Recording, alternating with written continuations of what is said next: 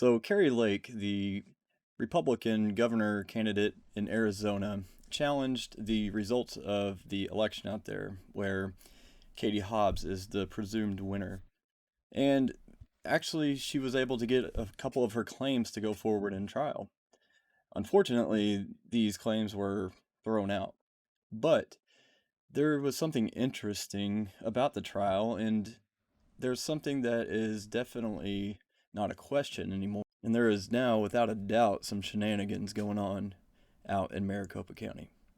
But first, go ahead and like and subscribe.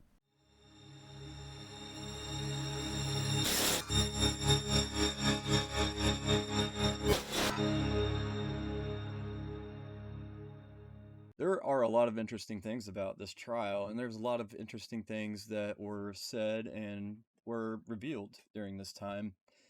And just because Kari Lake's claims were thrown out, I think she still has an okay chance at an appeal. The judge made it so that the burden was a little high. They had to show a particular person doing a particular act to affect the election, and that the election had to be flipped because of that action that person did. And that was a very high bar to meet. But we did learn some things during this trial, and the number one thing is what I'm going to talk about today. Scott Jarrett is the director of elections in Maricopa County, and he was called as a witness by both sides in this trial. And this is the first day, and he's called as a witness, and he's asked about some ballot sizing and the ballot printing. And the thing is, these ballots, they have to be printed on 20-inch paper, but there were some, and you'll see later on, that were not exactly printed in the right size for a 20-inch piece of paper. But let's hear what he has to say at and first. how were those test ballots configured in terms of the size of the ballot? They were the exact same size of the ballot that we were using in the general election, And what size was that, sir? a 20-inch ballot. 20-inch ballot. What would happen if a ballot was printed out of a ballot-on-demand printer at the vote center? If it was printed with a 19-inch image on 20-inch paper and run through the tabulator? You need to be more specific with your question. So we talked about the ballot definition. And for the 2022 general election, Maricopa was operating with a 20-inch ballot image, correct? That's correct. And the tabulators at the vote center were programmed to accept and read a ballot with a 20-inch image, correct? That's correct. What would happen if the ballot on demand printer printed out a 19-inch image on the 20-inch paper and ran it through the tabulator? We did not specifically test for that because in this specific election, because none of the ballots on our ballot on demand printers had a 19-inch ballot. They all had a 20-inch ballot. So I can answer a question about our testing related to the 20-inch ballot that was installed on all of the ballot on demand printers. If a 19-inch image was installed, or strike that, if a 19-inch ballot image was printed out on a ballot on demand printer and run through the tabulator that was configured for the 2022 general election, would that tabulator accept that ballot or reject it? Objection, Your Honor. Do you want the question re-asked or rephrased, sir, before you answer? So I'm willing to say that I don't know specifically for this 2020 election. I know based on my historical, or the 2022 election, I know based on my historical knowledge, timing marks on the ballot matter, and it would need to be a 20-inch ballot to run through that tabulation equipment. But we did not specifically test a 19-inch ballot through the 2022 tabulation equipment because there were no 19-inch ballot images installed on our ballot on demand printers. Prior to the 2022 general election, did Maricopa County employ a 19-inch ballot image? Yes, we did. And when did Maricopa County employ a 19-inch image just prior to the 2022 general election? The most recent election would be the August 2022 primary election. You recall that there were issues with ballots being rejected on November 8th, 2022 election day, correct? I don't recall ballots being rejected, issues with ballots being rejected. do you recall tabulators rejecting ballots at least 70 vote centers during election day? Yes, I recall that there was about 70 voting locations that we sent technicians out to change printer settings at because our tabulators were not reading those ballots.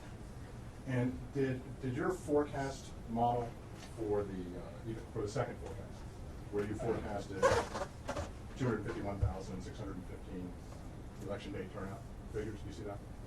Yes, sir.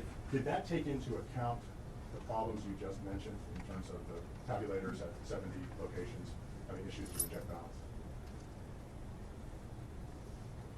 What is your specific question? So, was the election day issues that we just discussed and by the county's own admission occurred at 70 vote centers, was that event factored into, or an event like it, factored into the second forecast? So, first let me clarify, I didn't acknowledge that there were 70 vote centers and printer issues. I acknowledged that we sent out some technicians to 70 voting locations. Now, this forecast was just based off of prior historical models turnout. There was no analysis to include if there was an issue on site at any voting location. So there was no analysis in the second forecast model of 251,000 projected turnout that took into account a disruption in the election on election day, November 8, 2022. None of the forecast models include that type of analysis. Would a disruption such as what was experienced, I mean, would you agree with me that there was a disruption on November 8, 2022 in the election? I would say that we had some printers that were not printing some timing marks on our ballots dark enough to be read in by tabulation equipment. Voters had legal and ballot options to still be able to participate within our voting locations. So I don't agree it would not capture as a disruption. So you don't believe that what happened on November 8th was not a disruption in the election process? I do not capture it as that there. Are you aware that Supervisor Gates came out on election day and said 20% of all vote centers were affected by these issues, the ballots being rejected by the tabulators? Again, we didn't have ballots rejected by tabulators that were not being read in by tabulators. That's not a disruption when voters still had valid options to participate in dropping in those ballots in our secure door number 3, which is a similar process that 8 other counties use as their only option for voters to be able to return the ballots. Yeah, Mr. Jarrett, you're not answering my question. My question isn't what other options existed for voters. My question is, would you agree that there was a disruption of at least 20% of the vote centers in Maricopa that caused delays in the voting process? Objection, Your Honor. The witness has already answered this question, so let it be characterized as a disruption. Okay, I'll overrule if you can answer it, you answer. I'm not changing my response. So I want to go back to the earlier question about the 19-inch ballot image being placed on a 20-inch paper. Did you hear of any reports of that occurring in the 2022 general election? I did not. Now remember that If that occurred, would that be a failure of Maricopa County's election process? I'm not aware of it occurring, and I'd be surprised if there was a ballot on demand printer that had a 19-inch ballot on it. I understand, sir, but... And the reason why is we did not design a 2022 general election on a 19-inch ballot. That ballot does not exist. The only ballot that exists is a 20-inch ballot. remember that. And when you say redesigned, who designed the ballot? Is that outsourced to another company, or is that done in-house by Maricopa? In-house by Maricopa County staff. What department was that staff fall under? Is there a specific name for it? Our ballot tabulation team, so reports to me. And do you maintain records as to the ballot definition that was created for the 2022 general election? Yes, we have records of all the ballots that were designed. And so I'll go back to my question again. If a 19-inch ballot image was put on a 20-inch paper in the 2022 general election, would that be a failure of your election process? It would, if something like that happened, which I don't know how it would, And remember that too. yes, it would have been a mistake. Could that have also been a deliberate act? Again, you're asking me to speculate about things that I have no knowledge of occurring. So I don't know if it could have been a deliberate act or not. I don't believe that occurred. Okay, so if you haven't quite caught on yet, what's happening is there was an issue with these ballot on demand printers printing out 19-inch ballots on 20-inch paper. And this shouldn't have happened. But what this was causing was the machines to reject the ballots. So there was a lot of chaos on election day. And this wasn't an isolated event. This was, as you'll see later on in the testimony, a large event. And it really did have an effect. a lot of people were disenfranchised because of this, because they didn't have time to go try to find another polling station, and they didn't have time to wait 2 hours or more in line. People have families, they have lives, and that's going to always kind of take priority over voting for them. So a lot of people were disenfranchised from voting or prevented from having an equal opportunity to vote in this election. Council asked you some questions about a 19-inch ballot image being projected onto a 20-inch paper. Recall that? Did I ask you? Yes, I recall.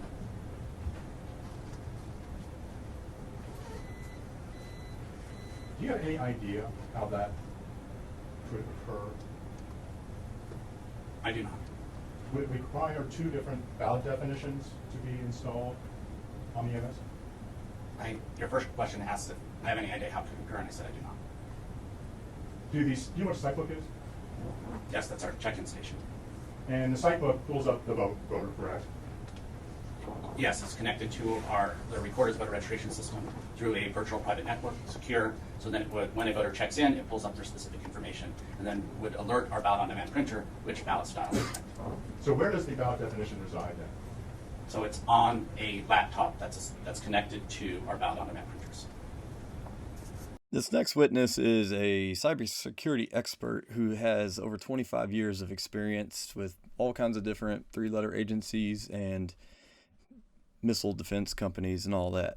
So this is where things really went bad for Scott Jarrett. What I analyzed between the 6 vote centers, I specifically, and then there was the spoiled ballots that could be examined. I requested that the spoiled ballots be from those same vote centers. This allows me a more accurate response to be able to look at a spoiled ballot and see it's just the same ballot ID and the same actual ballot style as another ballot within that same voting center. The one thing that I have to point out is out of all the spoiled ballots and the duplicated original ballots, there were a total of 113 ballots examined. 48 of those existed because there was a 19-inch image of a ballot printed on 20-inch paper. Objection, Your Honor. Move to strike as non-responsive. I'm not sure what question he was answering.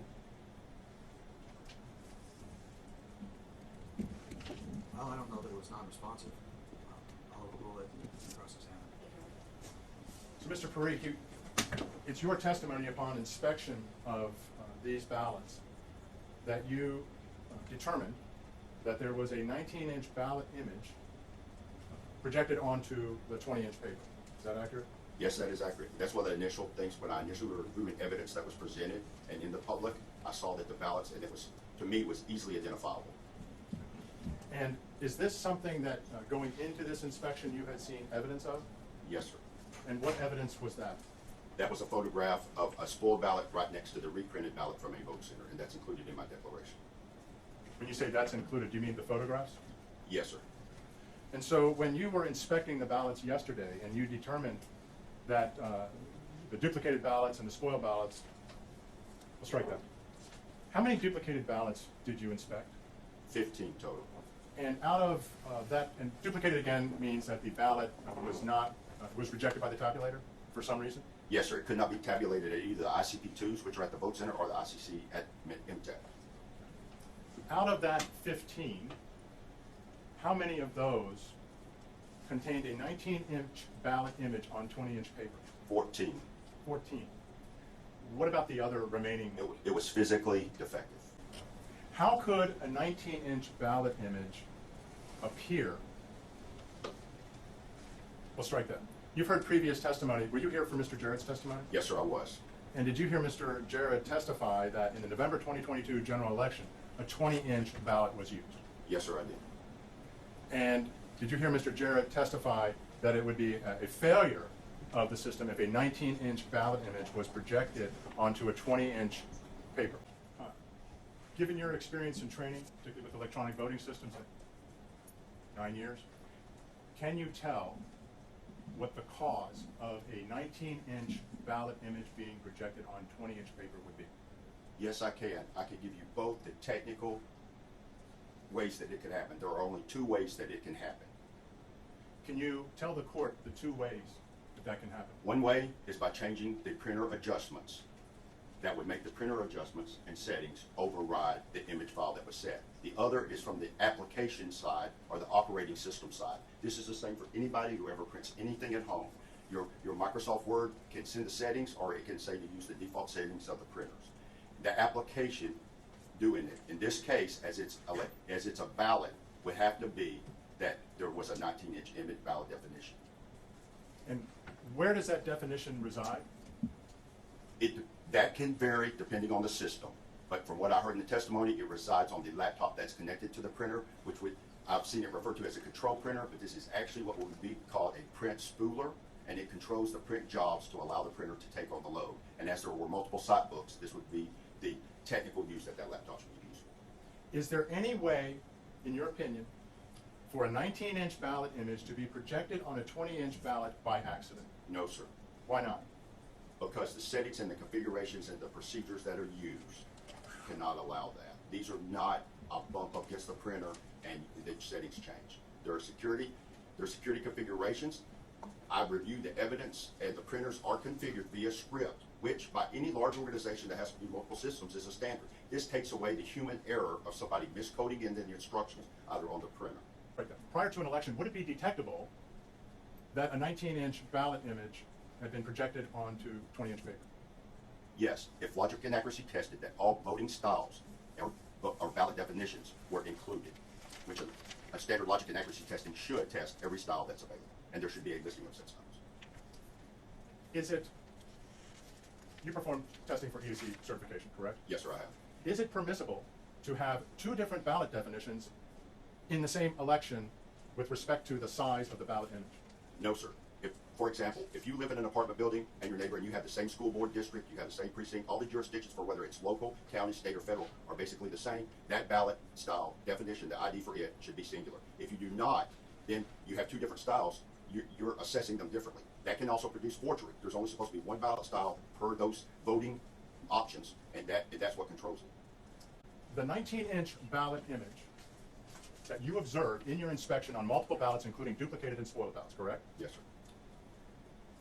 What effect would a 19-inch ballot image projected on a 20-inch piece of paper used in the election in Maricopa for November 2022 have when it was placed into one of these vote center tabulators? It would cause it to be rejected. According to Dominion's documentation, they perform somewhere between 200 and 300 checks on the actual physical paper ballot that gets inserted into the system. They state, and this is according to Dominion, the vendor who created the application, that it can reject a ballot for any one of those. A 19-inch image being on 20-inch paper increases the margin. Once the timing marks are seen and they're evaluated, the actual physical printer that created the image is sent by the application telling it, you're done, but there's a remaining inch of paper in there, so it would assume there's a paper jam. And to detect, I specifically asked, there were paper jams to where he opened up and there was no paper. So from a programming perspective, the machine would throw the paper jam error, but yet there would be no paper. Is there any way you could be wrong about a 19-inch image being placed on 20-inch paper? No, sir. I give the technical options that are there. There are two ways that this can happen. And based on this system and the controls in place, this could not have been an accident. There are only two options. It would take further investigation, further forensic examination for me to determine exactly which one it was. Wait a minute. So Scott Jarrett said that there was no way there could be 19-inch images printed on 20-inch ballots. But he gets a second chance at this because he got called back by the defense, which means that Kari Lake's attorneys got to grill him again. Mr. Jarrett, do you recall your testimony yesterday? Yes, I do. And yesterday you testified that a 19-inch ballot image being imprinted on a 20-inch ballot did not happen in the 2022 general election. Did you recall that? Yes, I recall that there was not a 19 ballot definition in the 2022 general election. But that wasn't my question, sir. I asked you specifically about a 19-inch ballot image being imprinted on a 20-inch piece of paper. So are you changing your testimony now with respect to that? No, I'm not. I don't know the exact measurements of a fit to paper printing. I know that it just creates a slightly smaller image of a 20-inch image on a 20-inch paper ballot. Slightly smaller image. How come you didn't mention that yesterday? I wasn't asked about that. Well, I was asking you, is 19 inches smaller than 20 inches?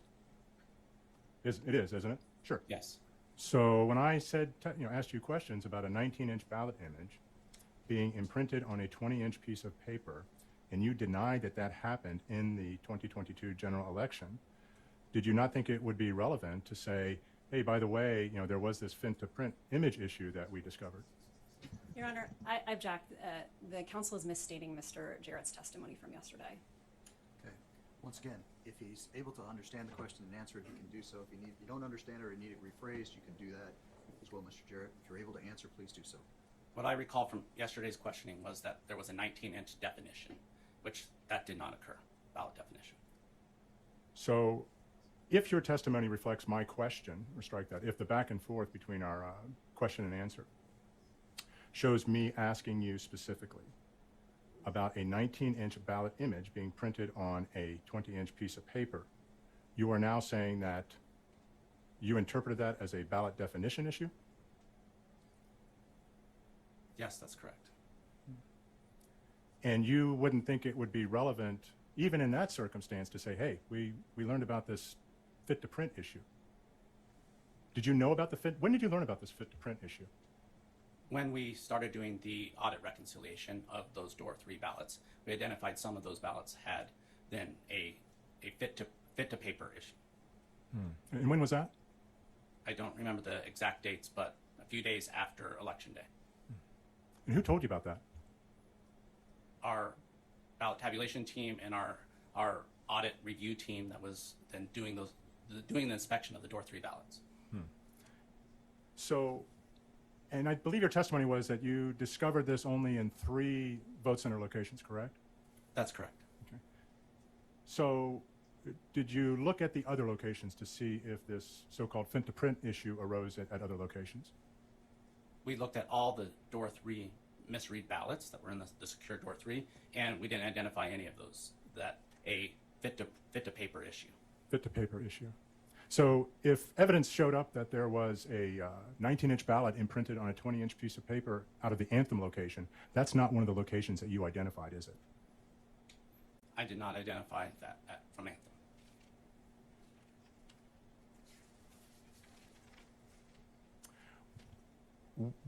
When did this so-called adjustment to the printer settings happen on Election Day that gave rise to this fit-to-print issue? I don't have the specific time, but it was during the course of Election Day. And was this fit-to-print issue, how did those settings get changed? Was it at the direction of somebody from Maricopa or just somebody on their own doing it? It was not at the direction of anyone from Maricopa County. So was the change in the settings in response to tabulator issues? So we believe, at least at one of the sites, one of the technicians was attempting to troubleshoot and then made that change. So if other sites, if the tabulator issues arose immediately before any technician made any changes to the print settings, then your theory of a fit-to-print issue would not be correct. Yes? No, I disagree. So when would the changes to the printer settings have been made? So the reason I know it didn't occur prior is because during our test prints, prior to Election Day, there was no identified fit-to-paper setting issue. And when was that? We do that when we're setting up each voting location. We run test prints on all of the printers. And how would you know that it didn't arise? It was never reported back through our chain of custody from the technicians to up to me, which they would have reported that to me. Why do you think they would have reported it to you? Because I meet with the team routinely and throughout the day, and I've even asked them subsequently, and they've said that they never identified it during any of the setups. So did you have a meeting with all these technicians and ask them this question? I had a meeting with our command center teams. Were all the technicians asked about this fit-to-print issue? I don't know if all the technicians were. Okay. Is there any documentation of any inquiry about this fit-to-print issue? I don't know if there's any documentation. So you said you performed a root cause analysis to determine how these problems arose on Election Day? We're in the process of performing a root cause analysis. And as part of that root cause analysis, you determined that there was this fit-to-print issue in 3 locations, correct? That's correct. Is there any documentation preceding yesterday's testimony that identifies this issue? As part of, yes, there is some documentation. What documentation? So some of our audit reconciliation forms that identified the 3 locations. And what do those audit reconciliation forms show? They show the number of check-ins from voting locations. They show the number of door 3 ballots and then notes based off our audit reconciliation. Does it say fit to print issue was the cause, or words to that effect on those forms?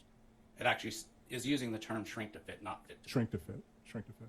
And was that determined to be the cause, or is that was that an assumption as a possibility? It was determined to be the cause for those 3 locations, for the ones that wouldn't be read at the voting location and then be read at central count. And again, you did not mention this in your testimony yesterday, did you? I did not. Did you publish anywhere that there was this shrink to fit issue after the election? We've not. So you didn't tell the public, hey, we've discovered. I mean, you're performing a root cause analysis and you find out that there was this shrink to fit issue that gave rise to problems in the tabulators, and you did not inform the public about this. We're still in the process of our root cause analysis. Okay. Is it your testimony that the printer set changes that gave rise to the so-called shrink to fit issue, was that done on election day? That's correct. All right. Thank you. I have no further questions. So when you're the elections director of a county, I don't think perjury is a very good look. But we'll see what happens out of this. We can take away from this that there for sure was some shenanigans going on. And let's think about this a few ways. If these changes had been made at one polling station, this couldn't have affected all the other printers because remember, these printers aren't supposed to be connected to a network. So this had to happen one by one, either in the coding, maybe they were connected to a network. I don't know. But we do know at least something made this poor Jarrett guy perjure himself on the stand. And guess who else perjured himself? That's right, Stephen Richer. I'm going to leave you with that little bonus after this. But please like and subscribe if you've made it this far. And until next time, may the peace of our Lord Jesus Christ be with you. 22. Isn't it true that you ran a political action committee that was opposed and spent money opposing my client for that?